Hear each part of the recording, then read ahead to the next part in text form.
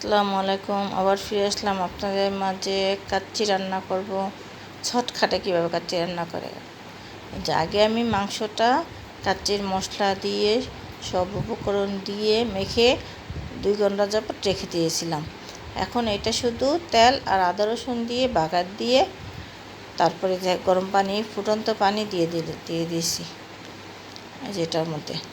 আগে রেসিপিতে আমার সব কীভাবে মশলা দেই, কীভাবে করি সব কিছু দেওয়া আছে।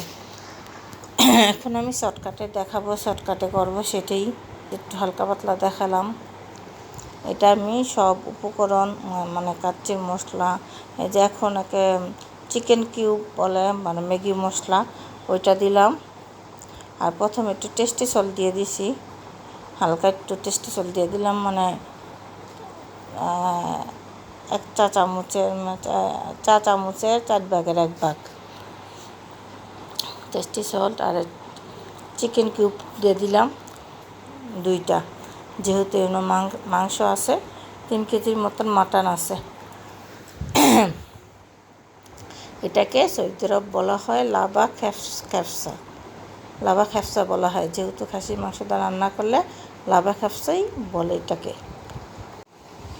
আর বাংলাদেশে আমরা কাচ্চি বলে থাকি।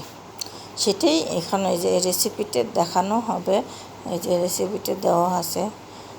কাচ্চির মশলা দিয়ে সব উপকরণ দিয়ে আমরা মেখে রেখে দিয়েছি, মশলা সব কিছু দিয়ে রেখে দিয়েছি। এই যে এখন একটু বাটার দিয়ে দিলাম, এই যে বাটারটা গলে যাবে এখনই।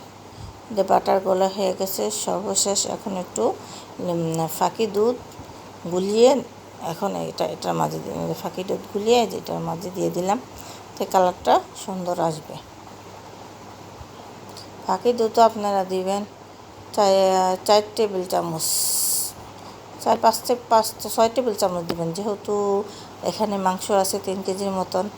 তারপরে ফাঁকি দুধ দেওয়ার পরে ভালো করে বলক আসলে পানিটা এখানে যে চালটা দিয়ে দিব। আমরা 2 কেজি চাল, তো সেজন্য পানি দিয়েছি 3-4 কেজি, যেহেতু এটা মাংসের মধ্যে পানিটা দিয়ে এটা ছটখাটে রান্না বলা হয়। আমি একবার মাংসের মধ্যে পানি দিয়ে দিছি, ওইভাবে কাচ্চি যেভাবে রান্না করে ওইভাবে দেইনি।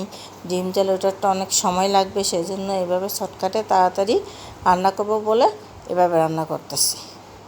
আপনাদের তাই রেসিপিটা দিয়ে দিলাম, এভাবে ছটকাটে কীভাবে প্রবাসীরা, যেহেতু তাদের কোনো এতটা সময় থাকে না, সেই জন্য ছটকাটে কীভাবে তাড়াতাড়ি রান্না করতে হবে সেই রেসিপিটা আপনার দিয়ে দিলাম। এই যে এখন যে চালটা দিছি, চালটা দিয়ে চালটা আর নাড়াচাড়া করবো না, যে উপর থেকে সুন্দর করে বসিয়ে দিব। বসিয়ে দিলে হালকা যে মাংসটা নিচেই থাকবে। চালটা একটু দমকা জালে 5 মিনিট জাল দিব, তারপরে ডিম করে বসিয়ে রাখবো। মাংস সিদ্ধ অলরেডি 80% সিদ্ধ হয়ে গেছে, আর 2% এটা বাপের মধ্যে সিদ্ধ হয়ে যায়। দেখেন কিছুক্ষণ পর আমি হালকা একটু ফুড কালার দিলাম, যেমন কালারটা বাচ্চারা পছন্দ করে, সেই জন্য একটু হালকা ফুড কালার দিয়ে দিলাম। কালারটা আসলে বাচ্চারা অনেকেই পছন্দ করে কাচ্চির মধ্যে। এই যে দেখেন কি সুন্দর হয়ে গেছে, অলরেডি আমার এই মাংস হয়ে গেছে। লাস্টে আমি এই যে কাঁচামরিচ আর ফুড কালারটা দিয়ে দিলাম। ফাঁকি দুধ তো আগেই গুলিয়ে দিয়েছি।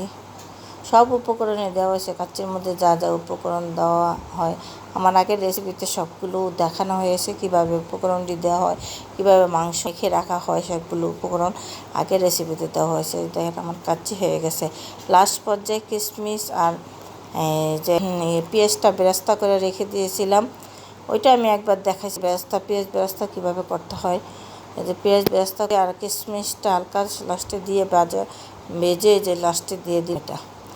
এই যে দেখেন মাংসটা অলরেডি মোটামুটি হয়ে গেছে।